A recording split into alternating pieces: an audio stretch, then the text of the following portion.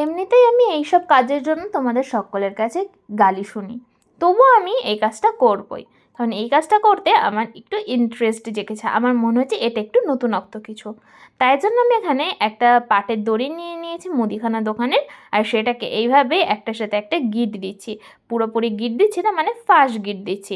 আর এইভাবেই একটার ভেতর দিয়ে আরেকটা সুতোকে ঠিক এইভাবে ঢুকিয়ে দিচ্ছি। ঢোকানোর পর এরকমভাবে টেনে দিচ্ছি, আবার একটুখানি সুতো নিচ্ছি আর টেনে দিচ্ছি। আর এইভাবেই তৈরি করবো আজকে ব্রেসলেট, কারণ আজকে একজন কমেন্ট করে জানিয়েছিল। আর আমার মনে হয় তোমরা প্রত্যেকে সব রকমের র মেটেরিয়ালস পাবে না, তাই জন্য হাতের কাছে পাওয়া জিনিস দিয়ে যাতে তৈরি করতে পারো, তাই এটা তৈরি করে দেখালাম। চাইলে তোমরা এটা উল কিংবা বিভিন্ন ধরনের সুতো দিয়েও করতে পারো। আর এখন এখানে কিছু কুন্দন বিটস বসিয়ে দিচ্ছি, যেটা আমার ঘরে পড়েছিল। ব্যাস রেডি হয়ে গেল ব্রেসলেট। এইভাবে সুতোটা বেঁধে দিলেই কিন্তু রেডি হয়ে যাবে। কেমন লাগলো অবশ্যই জানিও, ভালো লাগলে লাইক